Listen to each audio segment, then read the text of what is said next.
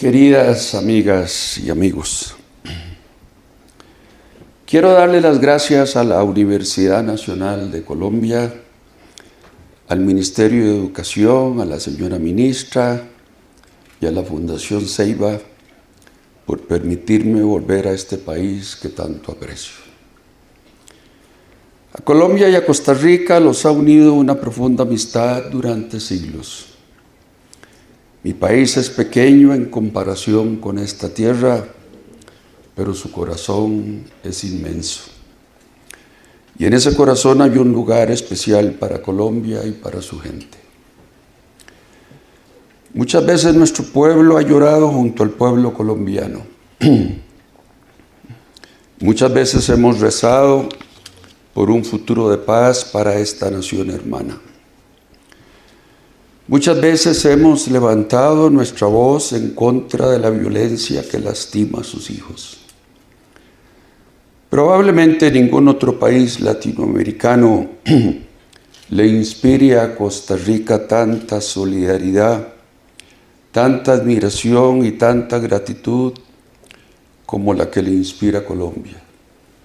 Somos dos pueblos viviendo el mismo sentimiento, dos naciones compartiendo la misma esperanza.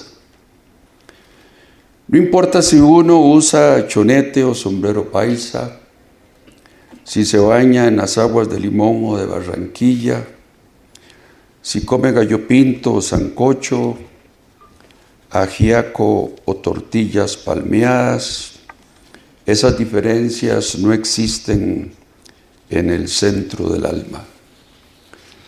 Colombia habla un idioma que Costa Rica entiende más allá de las palabras. Es el idioma de la vida que estalla en cada esquina. Es el idioma de la ilusión y de la perseverancia. Es el idioma del trabajo duro y del esfuerzo. Y es el idioma de la búsqueda de la paz por sobre cualquier amenaza. Llegará el día en que Colombia y Costa Rica compartan más que la búsqueda de la paz. Llegará el día en que compartan la paz duradera. El día en que las selvas colombianas sean tan tranquilas como los bosques de mi tierra. El día en que los fusiles de esta guerra se guarden en los museos y en las vitrinas, como se guardan en mi patria. Y ese día espero que esté cada vez más cerca. En su última proclama en Santa Marta, Bolívar dijo: no aspiro a otra gloria que a la consolidación de Colombia, refiriéndose entonces a la gran Colombia que había imaginado su mente libertadora. Hoy les digo que yo no aspiro a otra gloria más que a la paz de Colombia, que habrá de llegar con el candor de la madrugada del mejor día que ha vivido esta tierra bendita, el día de mañana. La Universidad Nacional de Colombia me ha solicitado que les hable sobre la importancia de que la sociedad académica se integre en la construcción de la paz en Colombia. Este tema trae a mi memoria una obra de Miguel de Unamuno, Amor y Pedagogía, la devastadora historia que retrata los desvaríos de un padre obsesionado con educar a un genio. Aquella novela trágica, que no disimula su moraleja, constituye una metáfora de lo que ocurre cuando la educación es un sencillo compendio de datos sin valores, una transmisión de ideas sin emociones. Cuando educamos eruditos y no sabios, cuando formamos exegetas y no seres humanos. La Academia Colombiana, y creo que todos los sistemas educativos de nuestros países, deben involucrarse en la construcción de la paz. La educación superior debe transformar radicalmente al mundo o no vale la pena. Debe ser el motor de cambio por excelencia o ha fallado entonces en su misión histórica. Porque no es un fin sino una senda, porque es la vía de superación de una especie en eterna adolescencia que lucha desde hace milenios por alcanzar la madurez. No basta con decir educamos, hay que preguntarse ¿para qué? Hay que preguntarse cuál es el tipo de sociedad que estamos construyendo a partir de las artes y las ciencias. Viendo el mundo desde este catalejo de Colombia, parece ser obvio que estamos educando para construir sociedades más prósperas. El siglo XX fue, sin duda, el más prolífico multiplicador de riqueza que haya conocido nuestra historia. Cientos de millones de personas emergieron de la pobreza en las últimas décadas. Por primera vez desde que existe memoria, más de la mitad de la población mundial pertenece hoy a la clase media. Un planeta que crece a un ritmo exponencial ha logrado enfrentar con sorprendente ingenio la escasez de recursos que su expansión significa. La tecnología ha conectado las esquinas del mundo, componiendo un morral con todos los seres que viven en usos horarios distintos. Materialmente nunca hemos estado mejor, pero resulta evidente que ese desarrollo material, aunque indispensable, se ha quedado muy corto. El mismo siglo XX, caudal de fortunas y de oportunidades, fue también vidriera inmensa en una barbarie sin precedentes. Un salvajismo que nunca desplegó ni el más primitivo de los trogloditas. Nunca antes el ser humano logró asesinar a tal escala. Nunca antes el odio envenenó tanto las palabras. Nunca antes la muerte reinó con tal impunidad sobre las comarcas de todas las razas. Nunca antes lágrimas rociaron las piedras de la indiferencia. Nunca antes tantas mentes, tantas ideas se despeñaron en el barranco de la tortura y de la violencia. ¿Cuál fue el papel de la educación en todo esto? ¿De qué manera la academia contuvo el declive del espíritu humano? ¿Fueron acaso analfabetas los gestores del peor genocidio jamás registrado? ¿Fue acaso la ignorancia de los textos, de los códices, de los pensamientos de los sabios, la culpable de las guerras civiles en que se aniquilaron millones de hermanos? ¿Fue que nos faltaron maestros o fue más bien que nos sobraron soldados? Perdonen que lo diga en este centro universitario. Perdonen que lo diga en este templo del conocimiento. Pero la educación no fue suficiente. Con la venia de ustedes, esta mañana les digo que a la academia le hizo falta introducir en su currículo una asignación de paz y pedagogía, de libertad y pedagogía, de democracia y pedagogía. Le hizo falta ponerle corazón al pensamiento.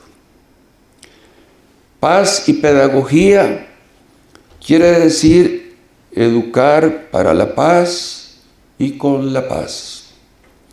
Nada hacemos con forjar letrados que no comprenden el valor de una vida. Nada hacemos con formar catedráticos para quienes la guerra se justifica. Nada hacemos con graduar estudiantes para quienes da lo mismo que mueran decenas de personas cada día en la más cruenta, la más absurda, la más aberrante de las violaciones a los derechos humanos, el enfrentamiento armado. Sé bien que toda buena universidad alberga reservas en torno a mezclar las cuestiones académicas con las morales. Es cierto que pretender darle una orientación ética a la educación puede ser, con demasiada facilidad, una trampa para el adoctrinamiento en determinado credo o en determinada ideología. Y eso es un riesgo siempre presente en la enseñanza, el riesgo de pretender pasar como visión de mundo lo que no es más que la opinión de unos cuantos o incluso de la mayoría. Pero el relativismo axiológico no puede ser llevado al extremo de que nos vuelva sordos ante el clamor de las víctimas de Siria, de Irak, de Afganistán, de ustedes, los colombianos, de Sudán, de Somalia, de Yemen y de Myanmar. No puede ser llevado al extremo de que poco o nada nos importe que la gran mayoría de las muertes de guerra en la actualidad las sufran los civiles inocentes y no los ejércitos que deciden pelear. No puede ser llevado al extremo de que nos resulte un hecho curioso de la ciencia moderna que existan 23,000 ojivas nucleares aguardando un descuido o una locura en los bodegones de las potencias militares. No puede ser llevado al extremo de que nos dé lo mismo que haya en el mundo más de 640 millones de armas pequeñas y livianas, 3/4 partes en manos de civiles, y que esas armas fluyan libres a través de las fronteras. No puede ser llevado al extremo de que seamos indiferentes o cómplices silenciosos cuando se están utilizando armas químicas para matar indiscriminadamente a víctimas inocentes. El poder de destrucción de las armas convencionales ha probado ser mucho más letal que el de las armas nucleares. ¿Quién dijo que matar a miles de un golpe es peor que matar a miles poco a poco todos los días? No importa cuán objetiva pretenda ser nuestra educación, no puede ser tan objetiva que permanezca impasible ante este nivel de violencia. Si las universidades, si las escuelas y los colegios fallan en transmitir la elemental preocupación por la paz, la educación fracasa como instrumento de cambio, fracasa como vía para sanar los dolores de la humanidad. Educar para la paz y con la paz quiere decir reconocer todas estas cosas. Y quiere decir además construir en las aulas el mundo que queremos ver en las calles. Muy a menudo hay un afán competitivo y violento en nuestras escuelas. Se les permite a los estudiantes una guerra de palabras que es el germen de la guerra con las armas, como usted, Gina, nos lo ha recordado. Se les enseñan valores patrióticos que rayan en la xenofobia y hay un énfasis continuo en retratar al otro como el enemigo a vencer. Se les educa en un mundo dividido por fronteras y nacionalidades, cuyo avance histórico solo se mide en triunfos bélicos y en campañas militares. En ningún lugar es esto más claro que en Latinoamérica, en donde los estudiantes son más capaces de narrar las glorias de caudillos tropicales que la vida de los luchadores por la paz mundial. Y esto es preocupante Porque si hacemos de la paz una asignación extracurricular, acabará por ser una actitud extracurricular, una rareza de los bohemios y los soñadores, y no la misión de los académicos y los doctores. Nuestros jóvenes necesitan comprender el valor de su libertad y la de sus vecinos. Deben entender cuán inmensa es su capacidad de transformar el curso de las cosas. Deben aceptar, aunque les cueste, que son responsables por el ejercicio de cualquier derecho o prerrogativa que les haya sido concedida, y que en el ejercicio de esa libertad pueden cambiar el mundo para bien o para mal. Libertad y pedagogía es el segundo tema de mi exposición. Encontrar un equilibrio entre educación y libertad es quizá uno de los más antiguos dilemas de la enseñanza. Es la tensión entre el adiestramiento y la ilustración, entre la memoria y la imaginación, que se mueve como un péndulo en las diversas etapas de la historia pedagógica. Esta mañana quiero decirles que una educación para la paz solo puede ser una educación para la libertad. Solo puede ser una educación creativa en el más amplio sentido de la palabra. Los regímenes totalitarios han sido siempre excelentes adiestradores, pero nunca han educado para la paz. En un mundo en donde las generaciones más jóvenes dominan herramientas que nosotros ni siquiera alcanzamos a comprender, en un mundo en donde se produce más conocimiento en 5 años que en toda la historia de la humanidad, en un mundo en donde un reproductor de música de 10 centímetros contiene tecnologías más complejas que las que pusieron a un hombre en la luna, nuestros estudiantes necesitan dirección más que información, discernimiento más que adiestramiento.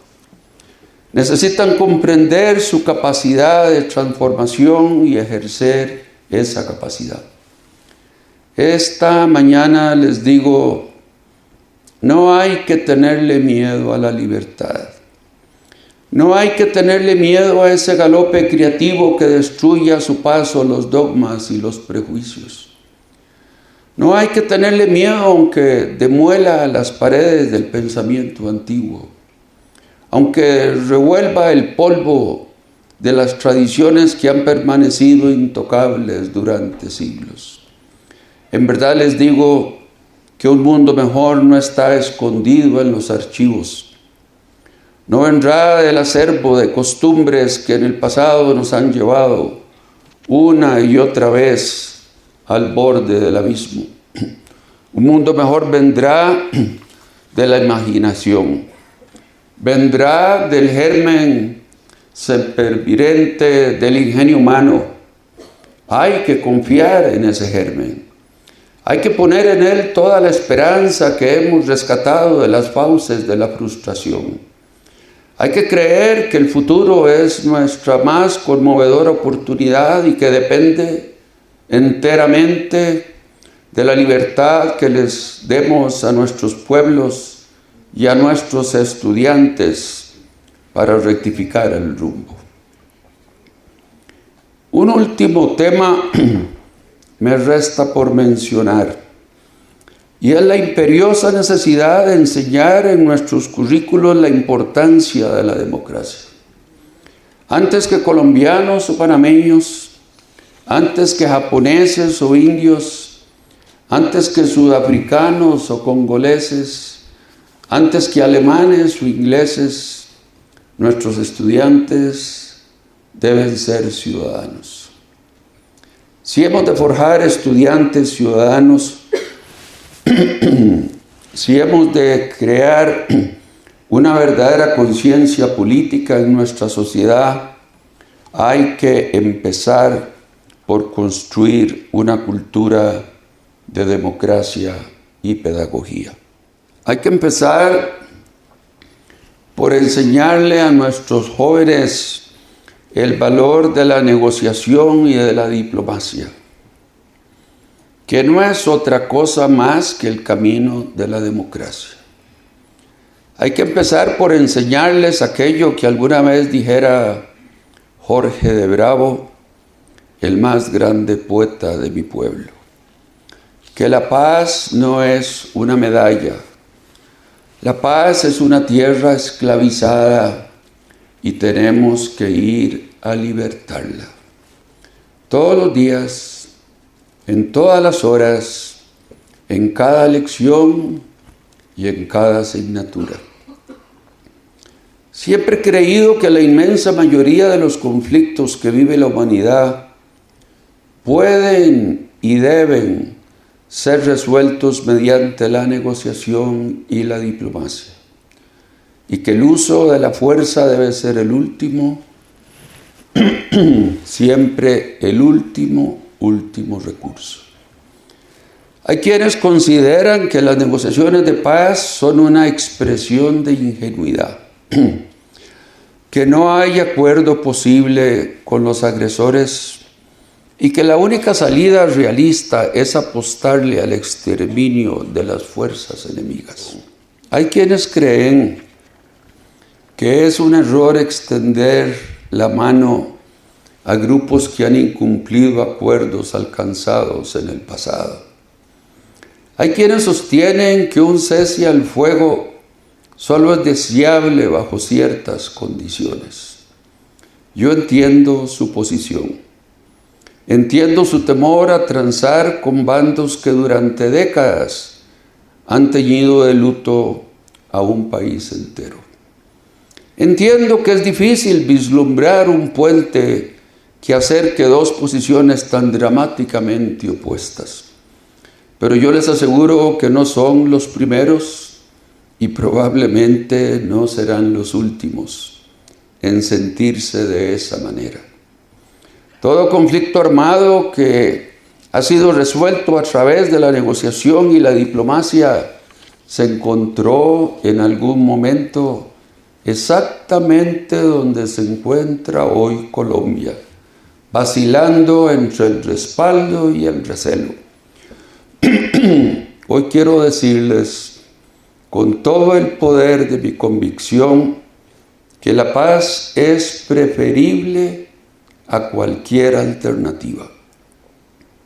Ustedes saben que lo digo desde la experiencia. Las heridas del pueblo colombiano no difieren tanto de las que sufría Nicaragua o El Salvador en la década de los 80. Las dificultades para la firma de un acuerdo de paz duradero no son tan distintas de las que enfrentamos en el proceso de la paz centroamericana. En toda negociación habrá siempre diferencias y no pretendo ignorar las particularidades del conflicto colombiano. Solo quiero insistir en que hay lecciones que no deberíamos tener que aprender cada vez que nos sentamos a dialogar y que pueden alentar la negociación de la paz en Colombia. El cese al fuego como objetivo máximo e indiscutible a lo largo, si es posible, de todo el proceso. Resultará tautológico para algunos que insista en que el cese al fuego es el objetivo máximo de una negociación de paz. Pero en la práctica muchos actores anteponen otros intereses.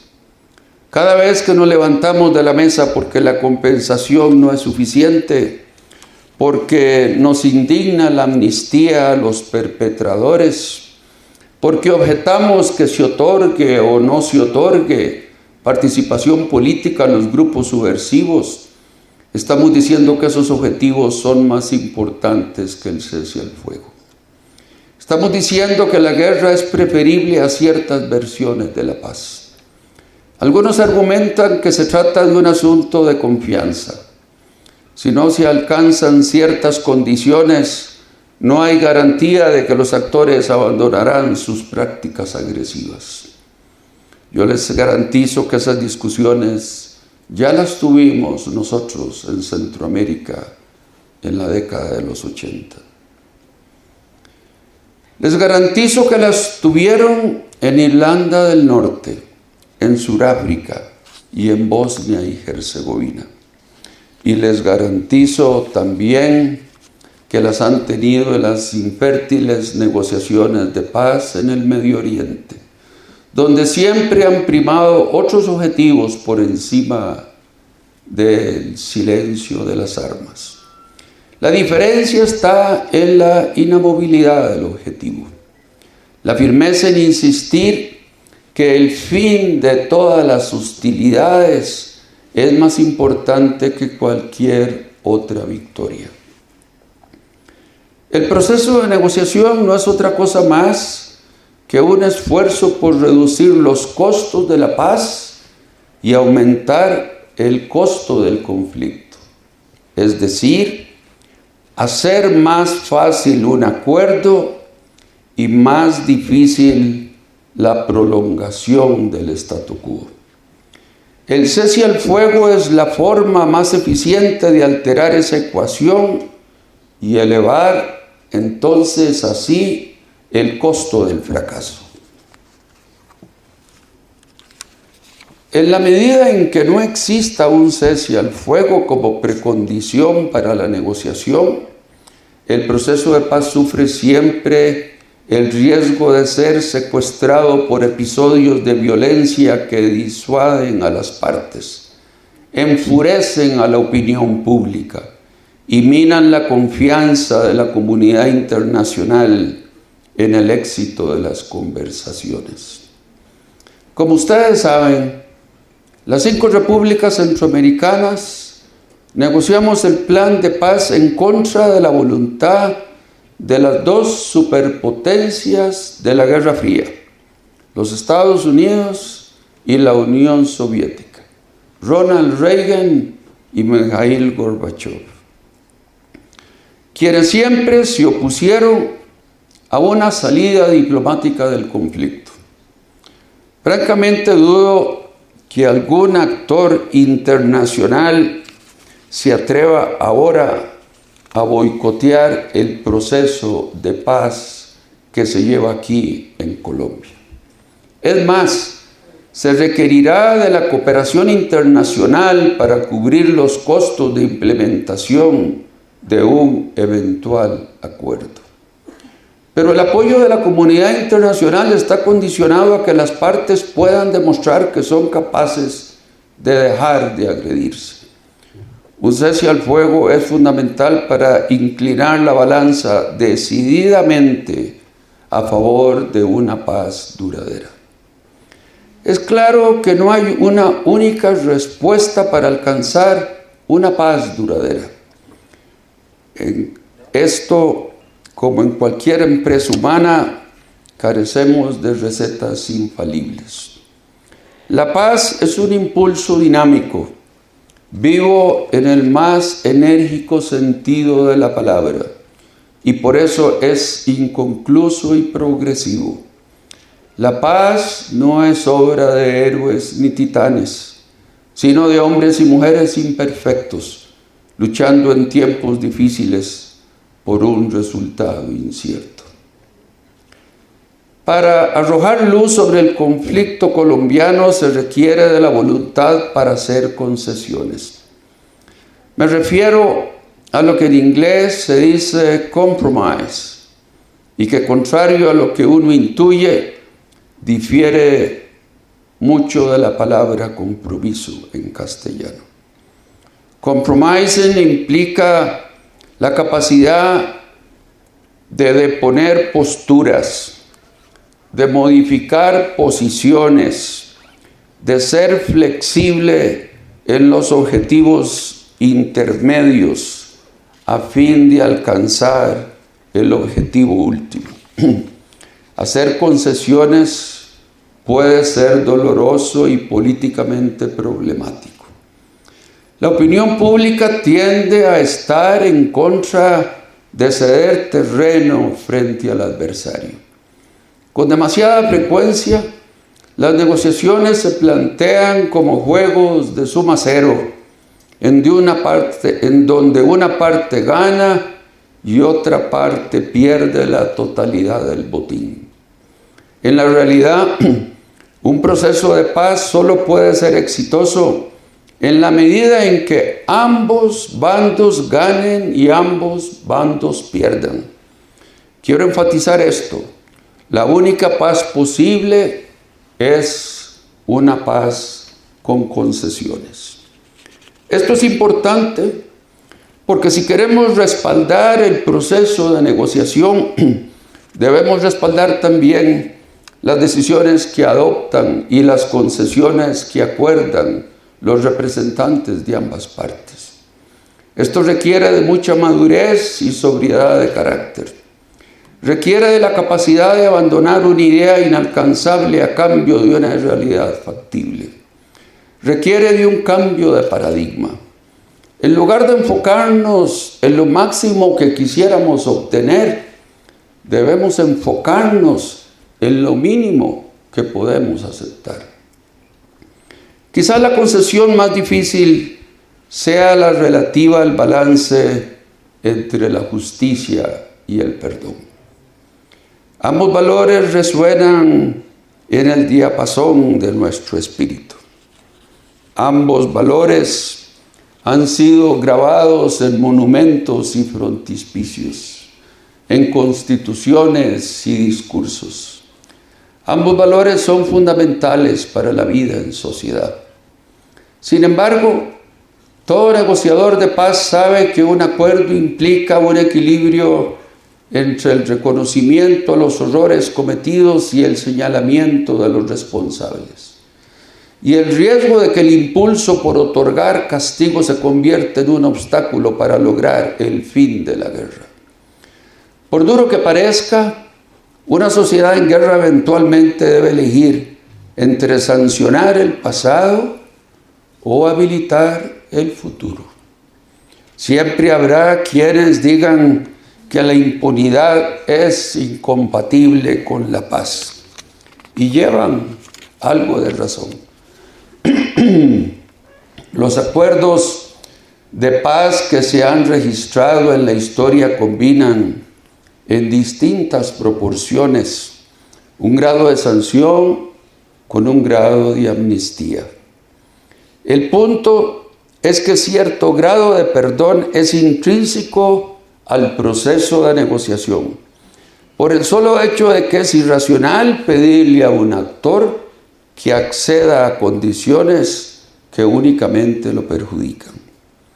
Este es el punto central en materia de apoyo popular y el área en que la tarea de persuasión es más delicada.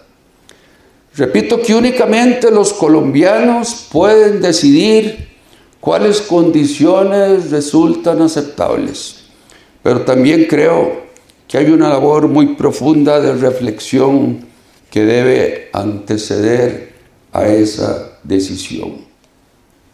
No quisiera que los esfuerzos de esta negociación, que ha tomado años, naufraguen ante una aspiración de castigo que con acuerdos o sin acuerdos de paz difícilmente será satisfecha. No hay nada más legítimo que la ira que ocasiona la muerte de inocentes.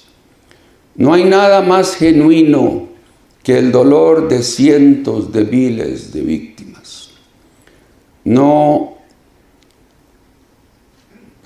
Hay que encontrar una manera de honrar ese dolor, de responder a esa ira, sin perder la oportunidad de la paz. Amigas y amigos colombianos, profesores, estudiantes de doctorado, de maestría y de pregrado, La paz, la libertad, la democracia son obras eternamente inconclusas, libros de tinta siempre fresca en los anales del tiempo. Si la educación no toma la pluma, si ustedes, los miembros de la Academia Colombiana, no empuñan el grafito, perderemos aún más páginas en garabatos violentos, en el galimatías inescrutable de la guerra, del odio y del enfrentamiento, que ha llenado ya demasiados tomos en la historia de este pueblo bendito. Pero si la universidad actúa, si las escuelas y los colegios asumen con mayor vehemencia su papel en la transformación de Colombia, no habrá destino de error para quienes apuesten por el conocimiento con propósito, por la enseñanza que responde a un para qué. Ese es el reto que tienen todos ustedes pendiente. Es el reto de una mayor educación, pero es ante todo el reto de una mejor educación, de una educación que ponga corazón al pensamiento. Muchas gracias.